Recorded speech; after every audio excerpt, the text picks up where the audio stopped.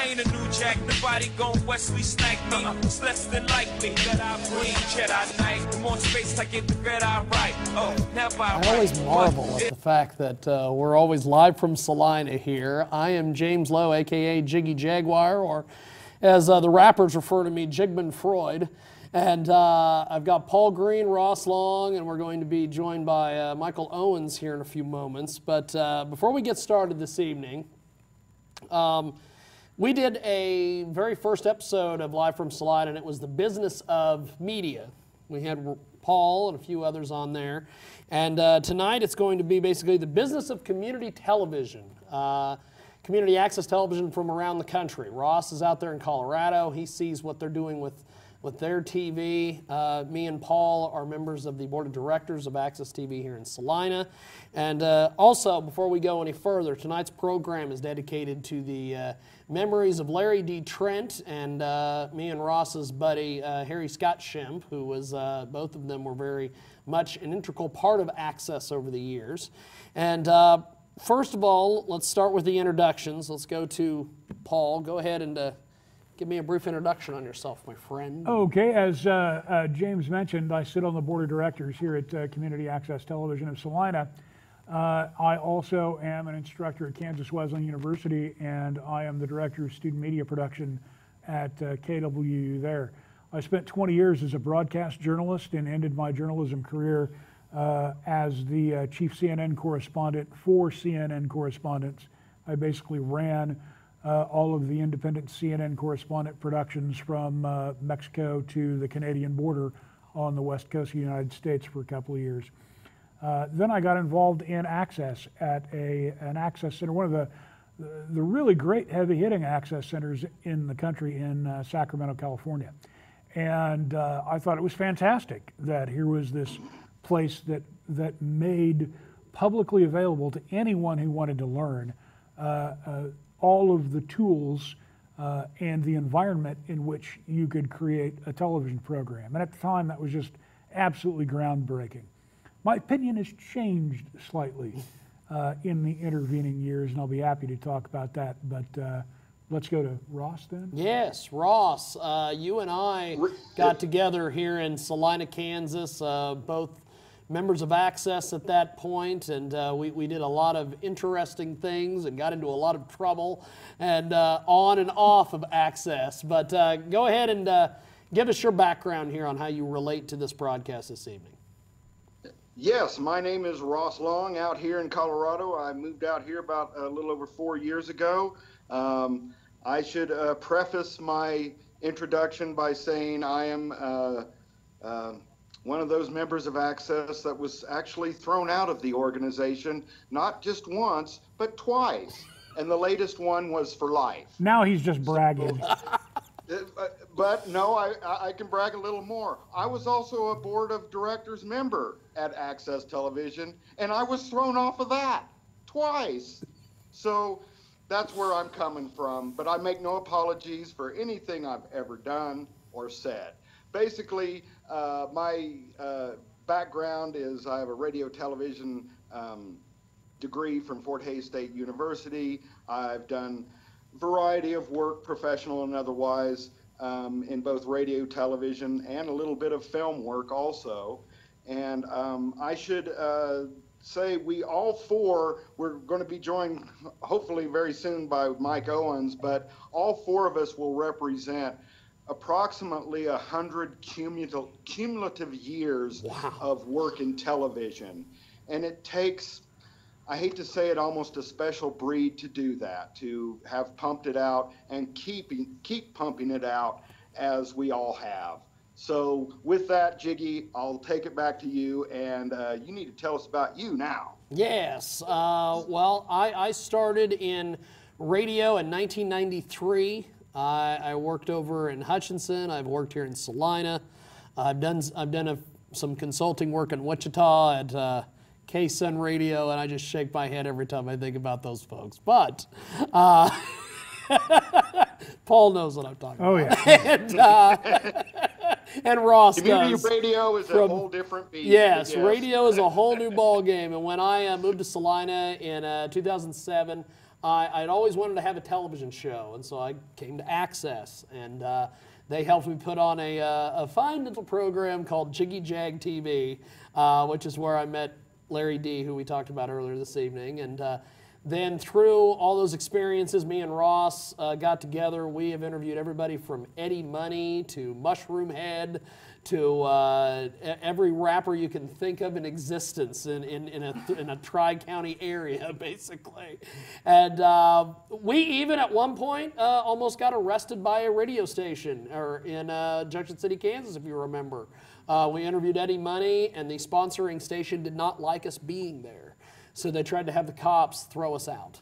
And we were told, we can't be arrested. It's a public park. So, we do almost on the border of outlaw TV, but yes. that's a whole different thing. But we're still within free speech. Everything we do is legal. Yes, and let's start with Paul on this. And I want to talk about, well, actually, let's do this. Let's start at the top here. Let's discuss in this segment what is an access center, what it should be, and what do we do now to keep it alive.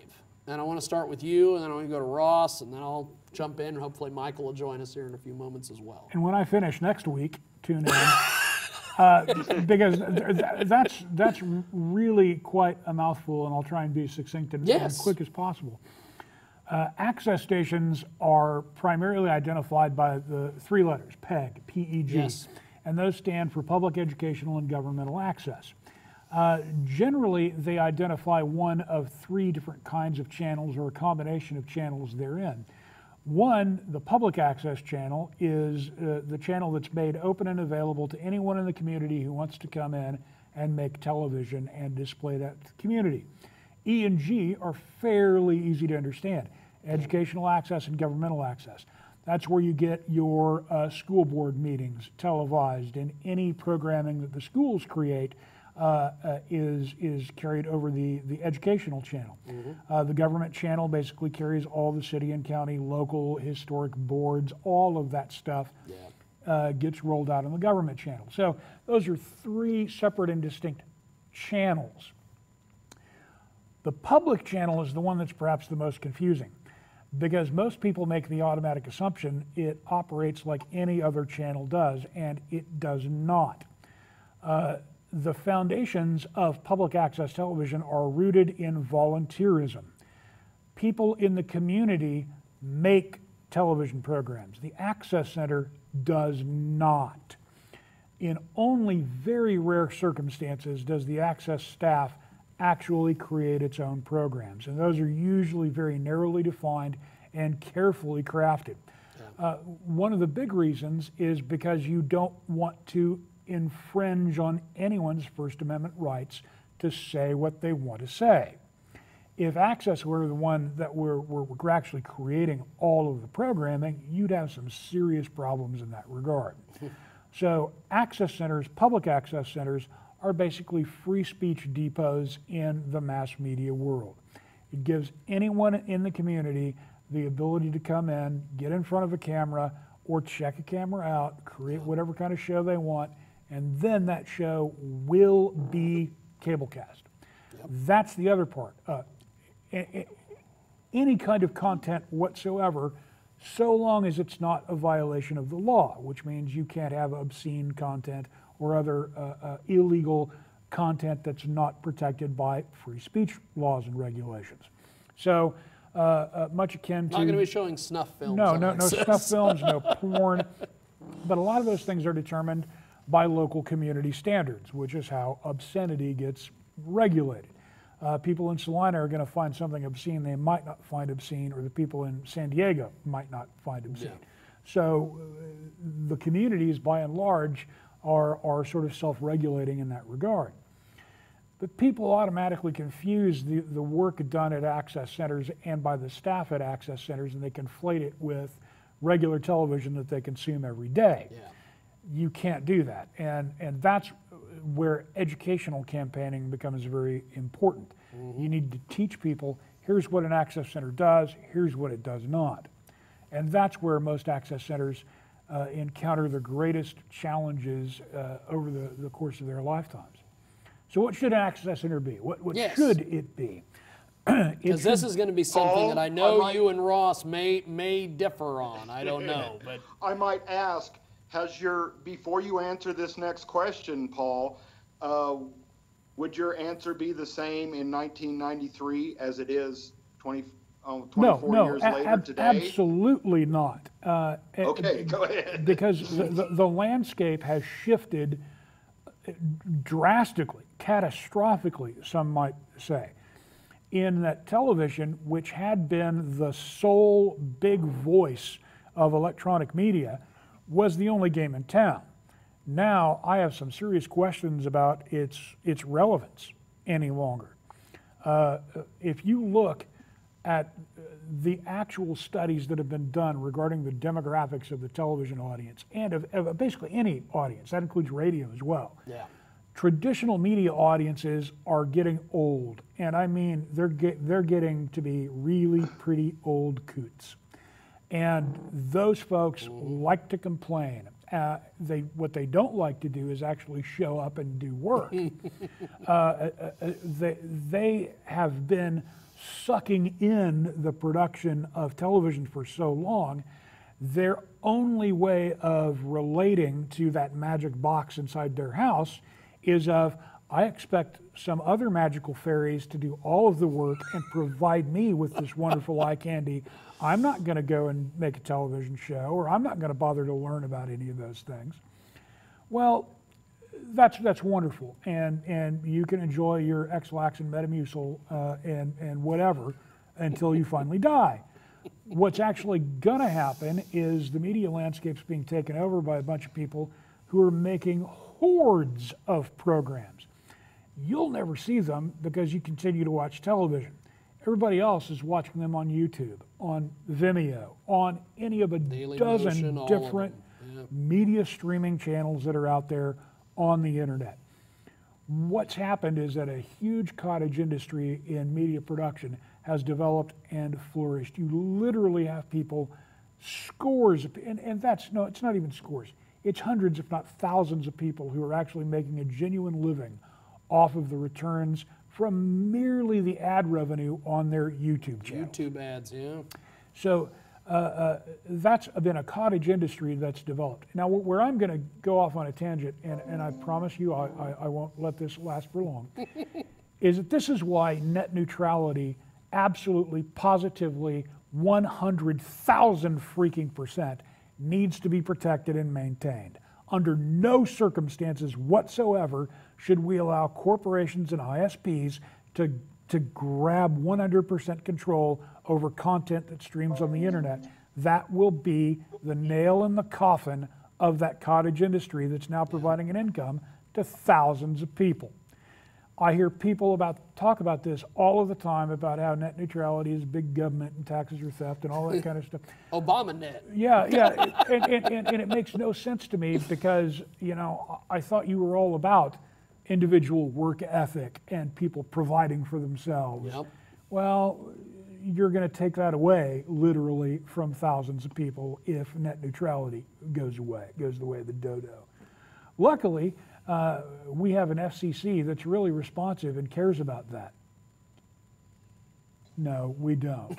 We have a bunch of morons that have gotten placed into those positions that are actively looking at dismantling whatever protections and neutrality that the internet has grown to enjoy, and which has led to this great bloom of prosperousness. Yes. So what should an access center be in light of that? Yeah. In light of how the roles have changed. We still should be concerned with media production, primarily. Media production. But we need to stop paying attention to the idea that it's only the big pipe of television that matters. Content is being consumed in radically different ways, and that flies absolutely 100% in the face of whatever conventions people think might have been established for regular television programming. Mm-hmm. Half-hour television shows are roughly 27 minutes too long. Your average content is being pushed out in 3-minute packages tops. Minute and a half is really that sweet spot to say what you need to say and get out before somebody else moves along to something else. So we need to change the way we look at programming, and that's what makes it really hard to do on a television station, because the clock is 60 minutes 30. long. Yeah. So you got to work in quarters or some mathematically convenient division of that clock in order to make programming not a complete nightmare. Whereas I want to be done in 37 minutes, or I want to be done in 7 minutes and 26 seconds with what I'm doing. Bye-bye. That's what needs to happen, and we need to be able to respond to that. So access centers have to be nimble and reflexive and reflect the changing landscape of the media. Second, social media. The entire prevalence of Facebook, Twitter, whatever MySpace replacement or whatever is going to be in the future, we need to stay on top of, because that's how people are actually communicating, staying in touch with one another, and more importantly, promoting their material. No one's going to watch your stupid YouTube show unless you tell them to watch your stupid YouTube show. No one's going to watch your stupid show on Access unless you tell them to watch your stupid show on Access. And forgive me for being insulting, but I am so incredibly passionate about this in terms of media democracy. Yes. That I am so in love with the idea that anybody can make this stuff. Anybody can come down here and participate. Anybody can do what they want. I use this example a lot. If you want to check out a camera and take it home into your bathroom and then pour food coloring in your toilet bowl and flush your toilet for 20 minutes while you tape the results, that can be your television program. Seriously. You can make a television program like that, turn it in, and Access is going to show it. Because why? What's offensive about that? Nothing. There's no violation of obscenity involved in making that kind of program at all whatsoever, period. But if you want to do something more organized and thoughtful, you're more than welcome to do it. Mm-hmm. What keeps people, I think, away from that is programming quality. And that is a discussion that I think we need to have after we go to Ross and let him talk. Ross, jump in there, my friend, because I remember back when you and I were just starting to experiment with this thing called YouTube. They would only allow us to put 15-minute clips up, so we would do interviews and we'd do 30-minute interviews, have to split them into 10 to 15-minute segments. What do you make of everything that our buddy Paul here has been discussing, and give me your thoughts on where you think things should be going. Well, I would just like to ask Paul up front, what do you think, Paul? I mean, where Access used to be this important outlet for those who really did not have a voice, that kind of has faded away, at least the way I see it. It's just not that, that great grand free speech, thing that it once used to be. I don't know. I imagine you probably agree with me on that. I'm sorry, were you talking to me, Ross? Because I was on the internet. You were on YouTube. Using social media. No, I agree with you in many ways, because one of the jobs, or one of the audiences that Access Centers primarily served were those that were disenfranchised. And it's those disenfranchised audiences that were the most loyal to Access Centers in turn. However, but now those people, all they need really, this is a prop, but all they really need is their cell phone, and hey, I'm on Facebook to the whole world, and they truly can be. I did that Monday. I mean, so that it's not this needed piece and not just to the whole world, media outlet for free speech anymore. Well, is what my take is. Well, and not just to the whole world, to a carefully crafted and cultured and cultivated demographic of their choosing. Yes. So they're getting like-minded supporters who actually watch their show, that support their content, rather than a bunch of old people in a town like Salina who are going to say, what are those people doing making that stupid television show? That shouldn't be allowed. We are live, obviously. And I've been on social. While we've been doing this, I've been on social media trying to get Mike. I guess he's walking into his house right now. What we'll do, and we'll do a little behind the scenes here. Go ahead. How this works. We use Skype here to bring Ross into the mix, and essentially, what we should have here in a few seconds is, since we did a Skype conference call, Mike should join us via that. If not, which I think he's there coming. he is. Okay. Look at this. What I want to do is if we can get the control room to zoom in on my phone, zoom into the picture on this phone, and you're going to get a look at what we're looking at out here in the control room. And so this is what we see. This is the bird's eye view of what we've got to look at here in the studio. And this is what you would see if you came down to Access and decided to make a program. There's more than just James and I and Ross involved in this.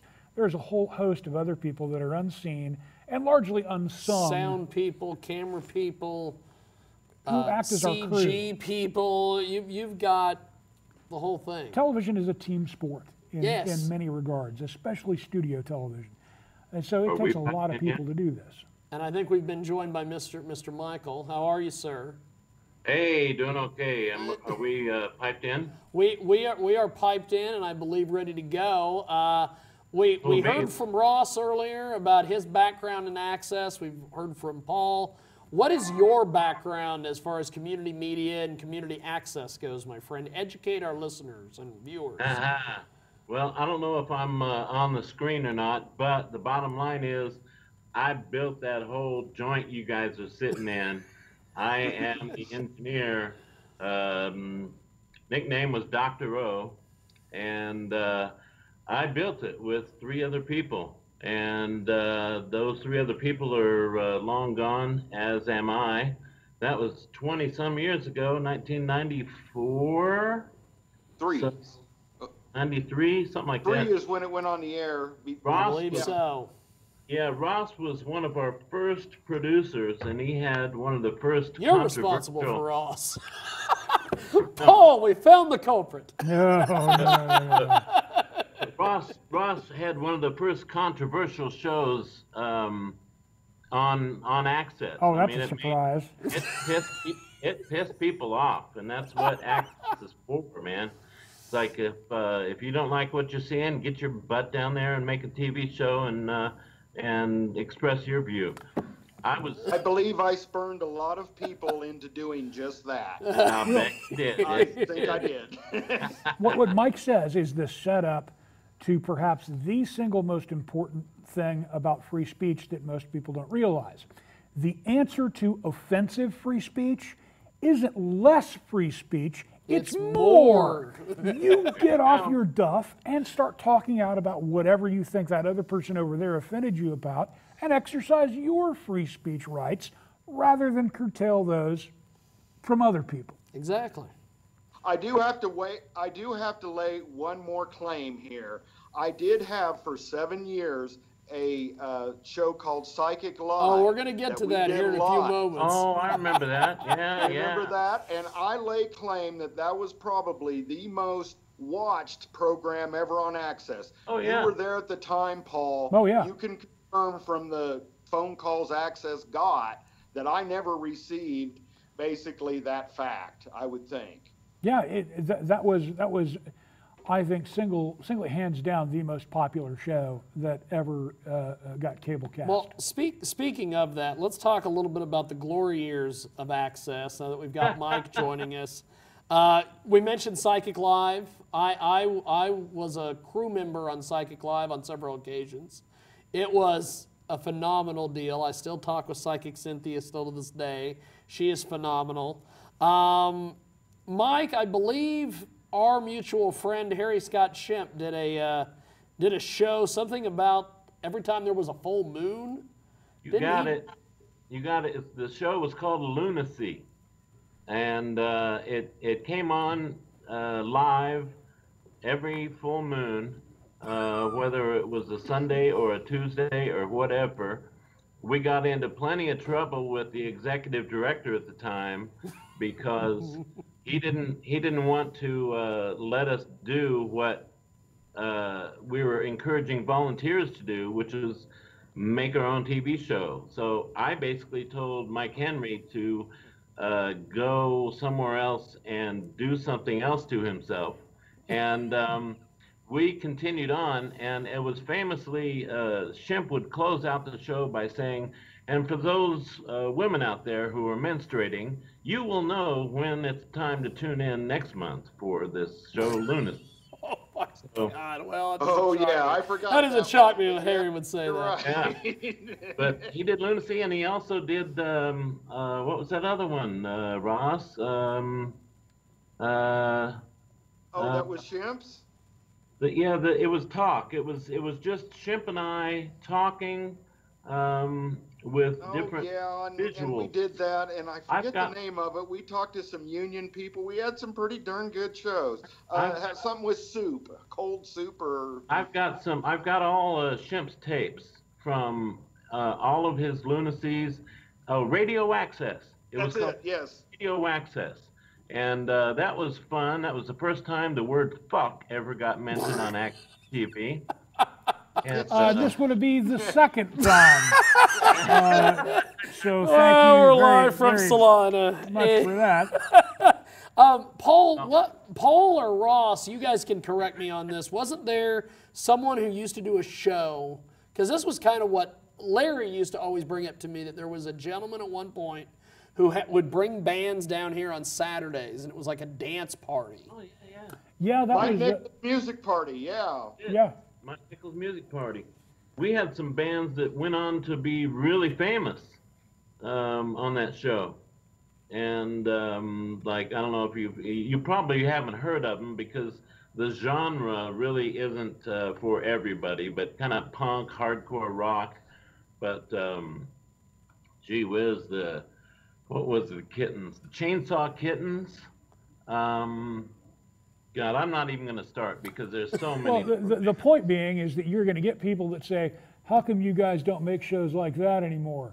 And the answer is going to be, I don't know, why don't you make shows like that anymore? Because that's how they got made. That's what we're doing. Exactly.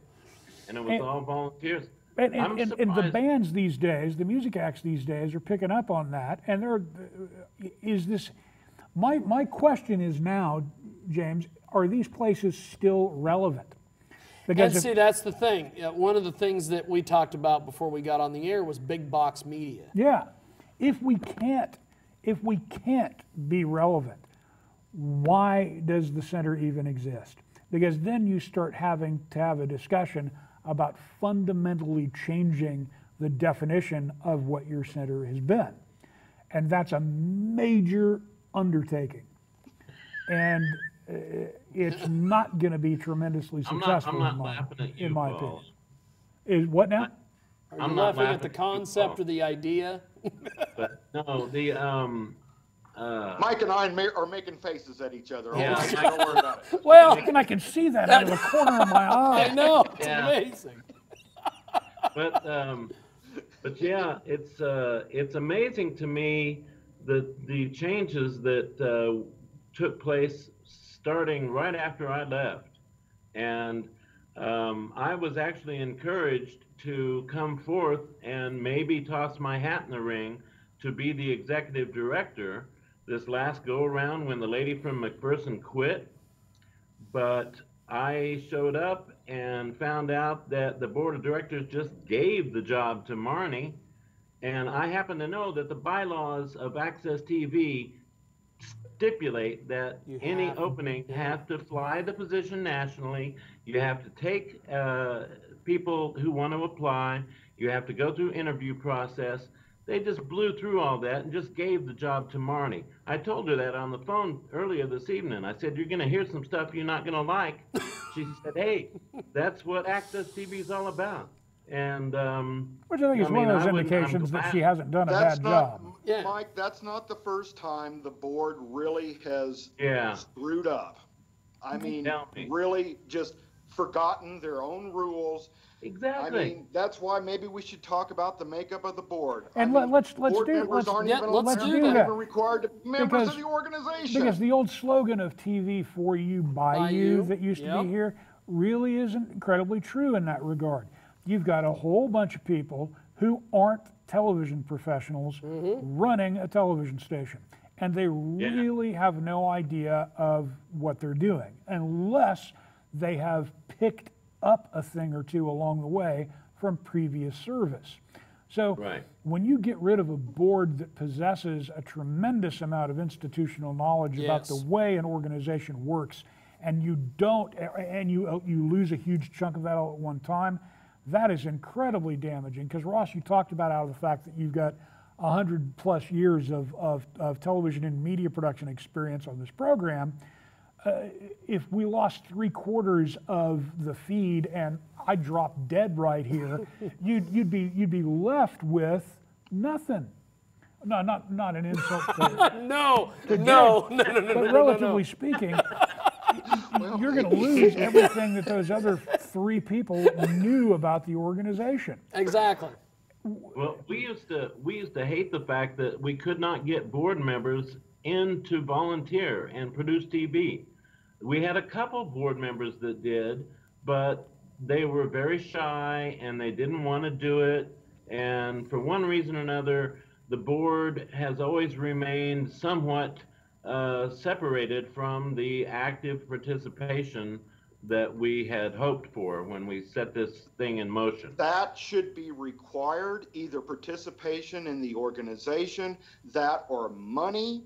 I agree. I have respect for those on the board, but people like Bob German, he's a good lawyer, he's a great guy, and yeah, I'm sure he watches a lot of TV, but what is he doing for the organization other than trying to keep Jiggy out of it? Well, I mean, I don't know how to quite say it much different. I have zero interest in naming names or talking about specific instances, because I don't think that's a fair or appropriate use of the pulpit or the time. Yeah. If you want to give people the opportunity to respond to those sorts of things while they're here, that's fine. But don't do that stuff. What we need to focus and concentrate on is what you can move forward with in the direction the organization needs to go. Yeah. Because we can play the blame game all day long. And nothing's going to get accomplished. You brought up Mike Nichols' music party the other day, or the other minute, a couple of minutes ago. I was there when he ran, he got permission to run videos on his show as well as shoot live bands.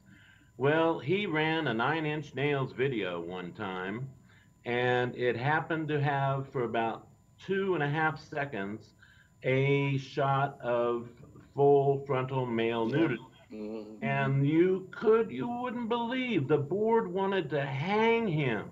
The board wanted to strip him of his rights. The board wanted to basically kick him out of Access TV, and it took Roxanne and I standing up to the board and saying, you're turning your back on one of your own. You should be encouraging people, if they don't like what they see, to come in and make a show, telling, their point of view.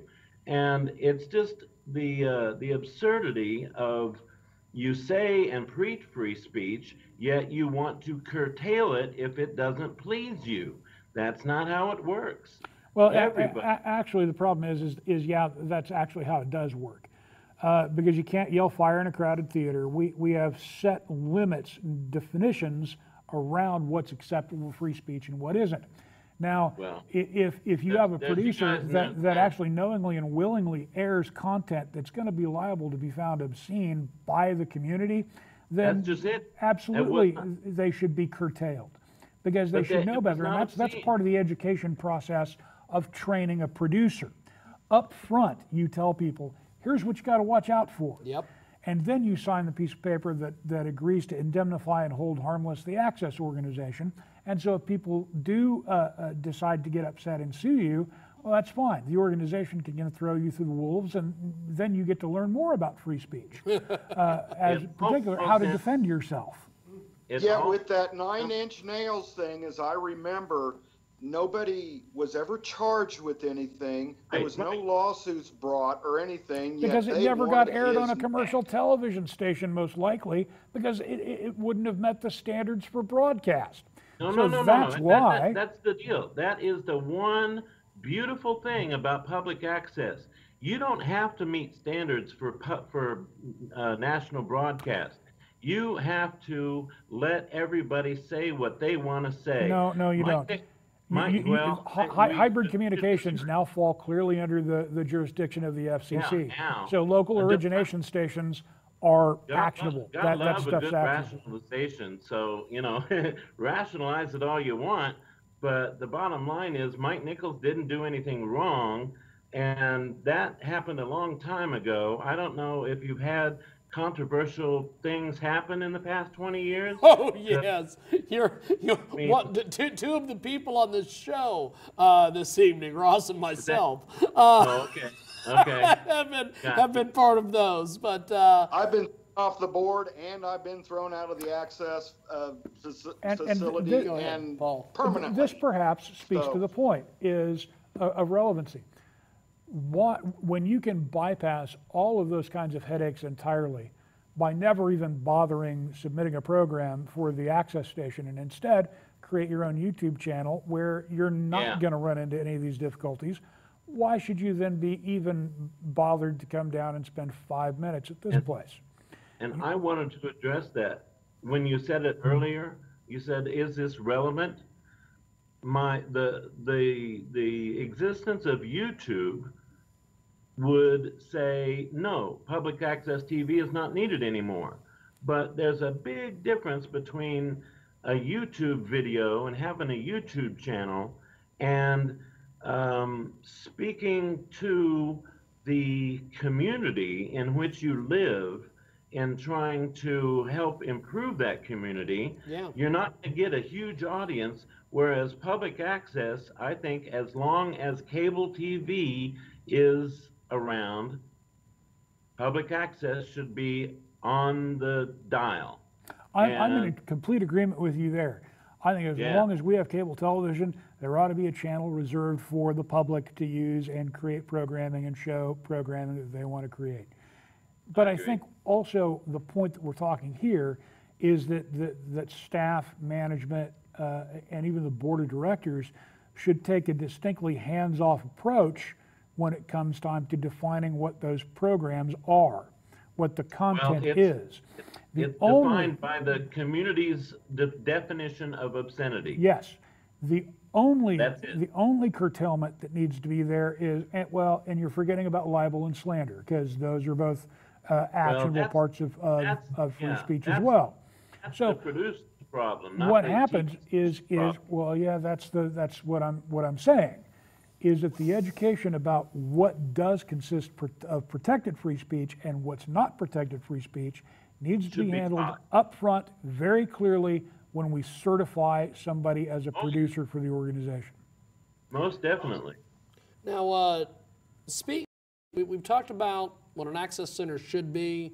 We've talked a little bit about kind of the glory years of access. Paul touched on something, and Mike kind of touched on something there. And Ross, I know that you've got some thoughts on this, but the personnel in an access center, because from what I understand from my conversations when Harry was still around and talking to Ross, Mike, you guys ran access with like 3 people. Isn't that Four. pretty? 4. And Ross, Mike Henry, myself, and Scott Daniels. And then Scott Daniels was replaced by a completely worthless production coordinator. Brian Dennett. I know we don't want to name names, but Well, I'll take offense at that because I think Brian Dennett was actually one of the finer members of the staff here at Access, and I was a coworker of Brian's for years. And if you think he was incompetent or wasn't able to fulfill his job duties, you're nuts. He still makes great television to this very buddy. day And and still works in the business to this very day. well, me Ross, as much as you want. Ross, give me your thoughts on personnel in an access center, and then I want to go to Paul on that to talk about kind of the modern day, what an access center, not just here, but I mean around the country, because you guys all have knowledge of different access centers around the country as well. But Ross, I'll start with you on this one. Access is all about people. It truly is. Mike, back in the day, you remember filming Jay McShann? Oh, that God, Jay yeah. McShann group, like 6 months before he died, we got the almost one of the last video clips he ever got. And I had no problem taking that camera, getting right down close, and you were taking me and we were cooking. Yeah. That's what access is, you know, that kind of connection. I never had that with some of the staff down at Access after Right. you left. Perry Shrimp was the last one, really, that I had that great connection with. And of course, I can work with just about anybody, even if I don't like them. But if you don't have that ability, I mean, you don't have to be like we four and be bald-headed white guys to do this. I was going to say, all four of us are wearing the same headgear. But you do have to, it does take a certain breed to do this radio and TV stuff, and to do it on, you know, for long periods, for years that way. And that is just so important in my, But you know, breeding or brain estimation damage, one of the two.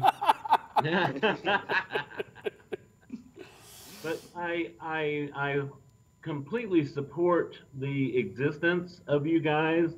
I frankly am surprised, because knowing about many public access stations and knowing people who ran many public access stations around the country, including Olelo during the 10 years I lived in Hawaii, public access stations are getting shut down right and left right now. I mean, the funding is just, you know, getting cut. The new deals that cable companies are making with the cities, the cable companies are saying, look, we'll do you one better. You get rid of that access crap and we'll give you this and that and the other. And all over the country, I think half of the public access stations are gone now because of YouTube, because of the perceived, because of the perception that public access is not needed anymore because of the internet and YouTube. But it's needed now more than ever, in my opinion, because if the citizens of a community want to learn more about what's going on in their community, they're going to have a better chance of doing that through a public access station than finding 16 different YouTube channels to try and follow. So, but Paul, are you still employed at Access? Is who? Are you still employed? Are you still one of the? Oh no, staff? I'm an instructor at Kansas Wesleyan University. Oh, okay. They had me basically build all their media production facilities at KDAB Gotcha. after I worked here. Gotcha. And he really made that. You Paul, I need to say it so you don't have to. You have, just as Mike O built Access, essentially, you built Kansas Wesleyan Media Department. I thank you for saying that. Before your time to what it is now, it just is. There are a lot of really smart, educated people that have done an incredible job to build the KDAB Communications Department. What I've done has been a very small part. I appreciate that saying that. I just got lucky enough to get the position that allows me to play with all the really cool stuff. That's what I'm not going to deny, is that I have the coolest. And you have a healthy department. What do you have? At least 20 new students every year in media studies? Or? We're trying to get to that point, but okay. You know, we've got a PhD in the department named David Silverman, who knows more about pop culture and modern media history who's forgotten actually more about it than I will ever know.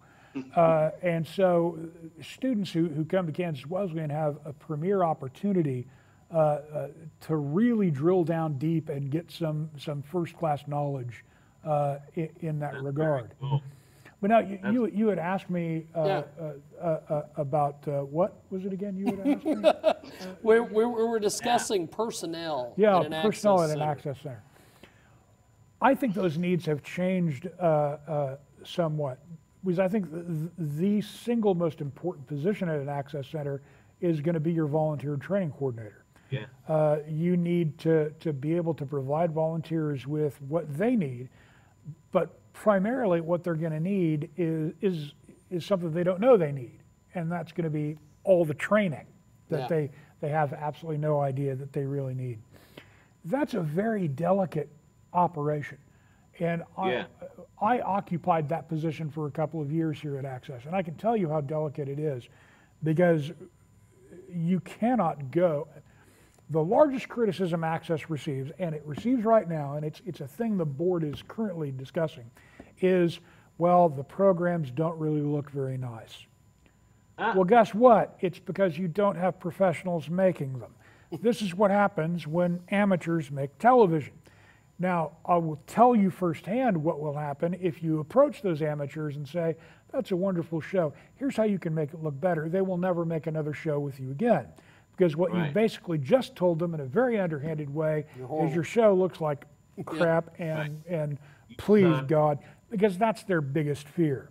The biggest fear, the biggest barrier to entry at an access station is people's reticence to get in front of a camera and embarrass themselves. Oh, I could never do that because I would look kind of stupid. Yep. Welcome to the club. That's what I have to say. You get over it.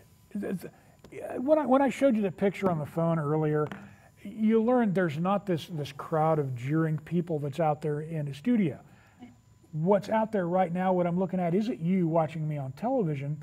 It's one camera and lights so bright, I barely can see anything else. So you learn to get over that. It's learned behavior. This is not a God-given talent. This is learned. What you should aim for is to make one spectacularly horrible show. Then the next show should be slightly less spectacularly horrible. Then the third show should suck a little bit less than those first two shows. It's a process. And eventually, you're going to wake up one day and you're going to be disappointed to realize I no longer make horrible television programs. I make shows that actually are okay. But it doesn't happen overnight. If I can interject real quickly, and a good example is Mike Nichols' Music Party. What we strove to do was get volunteers that had knowledge in one aspect of production to help producers who did not have that knowledge. Yeah. So we have volunteers, like you said, volunteer and production coordinating. Was it Alan or Tom? I think it was Alan Hoover was our audio guy. Yeah, audio, yep. He ran the soundboard. Shimp came in as kind of the executive producer. He just hovered around every place, and just by his presence. That was always a good job for Harry. So yes, just hovering. It's other volunteers. He found the problems, and you fixed them. It seemed like, Mike. Yeah. Yes. And other volunteers helping each other lets every show get steadily better. Because of what they learned. The one thing I will toot my own horn about, and unapologetically, is I started a thing here at Access when I was here called Tuesday Night Television. And what that involved was a commitment that we were going to produce a show every single Tuesday night. And part of that show would be underwritten food and drinks. Every Tuesday night. Every Tuesday night we bought pizza and pop. And we said, you show up, we're going to feed you some pizza and pop, you work, and you're going to learn how to make a television show. And so we created the show. We would do Eloise Lynch's show. On Salina. On Salina. We would do these pre-programmed shows that we created as basically volunteer training springboards. So you learned how to work together, you learned how to schedule things, you learned how the elements of a program came together, you learned how to call shots as a director, you learned how to do the audio, you learned how to do it all. Everything. By volunteering. Please don't let me, I don't mean to steal your thunder, but in '94 when we started the what you're sitting in right now, we had every Tuesday night, we bought pizza and brought drinks in, and that's how it should happen. So we had the same thing until it became so reliant upon the staff to do the work that back then our goal was to get volunteers to get better and do the shows. When the staff did the shows, then the volunteers didn't feel like they were actively part of it. They thought they were just getting some pizza. That was the change. Is that volunteers handled pretty much every aspect of that show. Yeah. Cool. And the idea was, okay, once you get your show off the ground, then we're going to spin it off from Tuesday night and stick it in another program slot and come up with another idea or concept and plug it into that Tuesday night and develop that show and its crew and pass that along. Well, I hate to interrupt, but I've got basically one more topic before we end for this evening, and it's something that Ross just bound determined. He even called me today on my way up here. He's like, we have to get this in. Oh, God. After school media literacy. Yeah. Roxanne Ernest, man. New Mexico is famous for that. Yeah. The New Mexico Media Literacy Project is probably one of the best, brightest, and most historically successful examples of teaching media literacy to young people. And yeah, I agree. I think that is probably one of the single most important initiatives that an access center can undertake. But you have to have buy-in from the local community and from the local school district in order to make that effective. And so that's certainly an entreaty that I think we probably ought to extend to USD 305 and examine. I'm surprised. My take on after-school media literacy is that it should have been a television program or a series of programs. I have nothing against media literacy or teaching middle school kids, what media literacy is. But the way that the Access Center in Salina did it was, I don't know, it was just, it closed down the Access Center for 2 afternoons every week. And it just did not work. It was very expensive. It was found to be exclusionary because they only allowed one middle school at a time, and they didn't allow parochial schools or homeschoolers or anything. So it just was not the best idea for Salina, and I wish that if only it would have been a series of programs that everybody could have been educated on, I would have been all for that. But that's just my take on it. It turned into babysitting for teenagers to keep them out of trouble. Yeah. And Roxanne used to have a hard time getting very many, but she oversaw the first efforts at after-school media literacy, basically teaching the kids of today that watch out, what you're seeing out of that tube is quite a bit of it is not true. And here's how they manipulate you. And so we were teaching, literacy, why media is the way it is. And we just didn't have, it wasn't planned right. It wasn't put into motion properly. I think what you guys I have never seen what you've done, but I'm sure it's 10 miles better than what was happening, because back then in 95, 96, it was killing the Access Center for a couple of afternoons and babysitting. You didn't have very good resources. Right. If you want to do a show like that, I mean, even one of the best tools these days that I recommend for folks is the documentary. It's fantastic, called Merchants of Cool. And it's basically how MTV did its early marketing efforts at teens. I mean, sending guys in blue jeans who took off their shoes and went into closed bedrooms with teenagers to talk about what was in their closets. It sounds really creepy, but that's actually how they did their marketing research. And it was tremendously effective because and here's part of the problem is that we laugh at that. Yeah. You laugh at this at your own damn jeopardy. Because and that's the thing. This is how you cleverly construct a marketing campaign that bypasses every single familial safeguard that's in place. is because teenagers are in a natural state of rebellion against your parents, so you automatically cozy up to them and say, oh, those old fuddy-duddies don't know what they're talking about either. And you build a relationship with them and then exploit the hell out of that. That's modern marketing in a nutshell. And so making people aware of how those sorts of things are machinated is incredibly important. We've got a ton of better resources than we did when those efforts were first underway. Oh God, I hope so. It's actually in, but my question is here, why should we make, again, a series of television shows out of that if we already have the products that are already made by other initiatives? Why not simply play those? The second is, if you are going to be doing events work to school-aged kids, you have to address a number of concerns, the largest of which is going to be liability. The second is going to be transportation. Who gets everybody here to the facility? Who's responsible for that? Yep. Because you know good and well somebody's going to bellyache about it.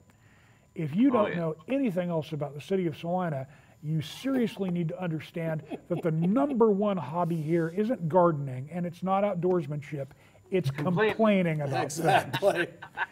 People There's in an this entire Facebook group made up of this. Oh, good. That's how I got cancer. Well, shit. hey, Only in Salina, Kansas are you arrested for having weeds in the cracks of your sidewalk. And see, we're getting a Yeah. $150 ticket pulling across the white line at the stoplight. Ross, there you go. You complained about something. You don't even live here anymore. Do you guys still record every show? Do you guys still record? You mean archive every show that get? Yeah, I'm fairly certain that we do. I believe so. I was informed that back when Natasha was still around, that she just kind of emptied out the shelves and got rid of all. That was not. He purged that was probably not, 9/10 of the entire tape library. That was not Natasha's doing. That was what? Natasha, we didn't do that. What we got was we cleared out a ton of duplicates. There were tape duplicates that were stored up in the library. The other executive director, who shall not be named, was responsible for ordering the Great Purge that basically got rid of most of Access's programming stock. There was a Great Purge. Yep. In other words, a lot of masters are gone forever. Oh yeah. Yes. Yeah. See that? I think most of the submitted ones from volunteer producers were either sent back to those producers or just destroyed. Yeah. Yeah. That hurt. So, that really hurt. Rox and I were living together when that took place, and Scott Daniels, and I, 3 of the original 4 people, were just appalled by that, because I mean, my God, what we're doing here is getting rid of your history. History, You weren't the only ones that were really. And so, tell me again. I know it doesn't matter because it's already happened. But who was the one that said, "Let's get rid of all this old stuff"? I'm not going to name names. Okay. Because this is not what I'm here for. But somebody obviously wasn't thinking clearly when they made that decision. Well, let's do this. We're just about out of time. I want to go around to each and every one of you guys and have you kind of give us a wrap up of this evening. I want to start with me. I love Access TV. I've always been a big fan of Access TV. Even when me and Ross were feuding with certain people who were working here at Access TV. Big fan. I love the concept, and I hope Access lives forever. But there's got to be some changes that have got to be taken place, and that's one of the reasons why I ran to be on the board, is because my loyalty runs to Access, not to an executive director or a board. It goes to Access. But I appreciate you guys being with us this evening. I want to start with Ross. Give me your final thoughts and wrap up on this evening, and then we'll go to Mike, and then we'll let Paul finish us out. When I left Salina a little over 4 years ago, I tried to just put Access out of my mind. It's no more. I don't care about it anymore. I can't. Yeah. I'm part of Access. Access will always be part of me. You know, some of my best times was working on programs with Access. So I know y'all may not like Ross Long or what he did or what he might have said or what people said he might have said, but don't believe everything you hear. I do love Access, and I hope it goes on for many years. Like I said in the beginning, it's all a people thing, and if you don't have the right people running it, it's going to be run into the ground. You have 3 city commissioners that like Access. You lose one of those, and it's gone. Bye-bye. Wow. I mean, that's the reality of Access. Well, Mike, So that's my take on it. give us your take, Mike, on everything that you've been involved with this evening and your thoughts on Access, because like you were saying, you were one of the guys that built the place that we're sitting in right now. Well, and I hate to sound arrogant, but I wasn't one of the guys. I was the guy. The guy. Nobody else hooked any wires to the back of any equipment in any racks.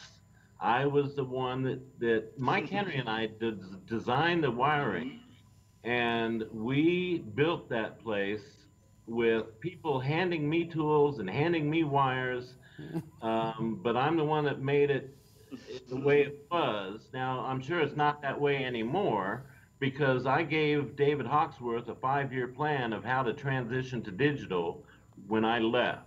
And for the first couple of years, it seemed like he was following it, but then I don't know what happened. I too tried to say Access TV, that was in my past. No, man, Access TV is in everybody's present. And if you don't take action to help it, you are hurting it by apathy. Apathy is going to kill Access television stuff. And I just hope it doesn't. I hope that you guys continue on. I mean, I would love to get a copy of the show tonight, just because I don't think my face has been on that station in over 20 years. But it's been great to talk to you guys, and I know it's beautiful that we disagree on things, because that's what America's all about. And the freedom. I went to Germany last year, and the freedoms that we have, you don't know how important they are until you are someplace where you do not have them. Yeah. So the freedom of speech is the foundation of this country. Yep. It's the foundation of public access television, and long live Access, like Ross said. So I wish you guys all the best for the future. Well, Paul, wrap us up this evening, my friend, and then we'll I should never be get the on face. out of here. I should never be the face of an organization, simply because I'm too combative, and I say things like, there are 2 kinds of people in the world: people who understand and appreciate Access, and idiots. And I'm fairly sold on that point. You don't have to like this place, but you really should support it. Because right now, you feel there's no need for you to have a voice. That's probably because you're choking already on so much privilege you don't know what to do with it. But when the day comes where you say, boy, I really wish I did have one, I wish there was some place around that I could go and do something like that at, then you're going to miss it. Yeah. So make sure you take care of it. It really doesn't take much to come down here and just get involved. You do not have to make a television show. Yes. Okay? You can run a camera. You can answer a phone. If you want, Access will find a volunteer job for you that consists of emptying trash cans, because it's an organization that needs volunteer support in many different kinds of ways. But understand this is not and should not ever be a professional station. That doesn't mean that programs shouldn't ever reach the point where they actually look halfway decent. But you should never have the expectation that this place should crank out programs like that. And the minute that we make a decision that says that needs to be the case, this place is not relevant. Yep. Well, my thanks to Mr. Mike Owens, Ross Long, and Mr. Paul Green. Nookie Bookie or whatever. Aloha. Whatever that is. I don't know what that is. And Thank you guys. We're going to do this again at some point because I definitely have. We definitely have to do this again at some point. Hey, man. And good night from Salina. This has been live from Salina, and we will see you next month.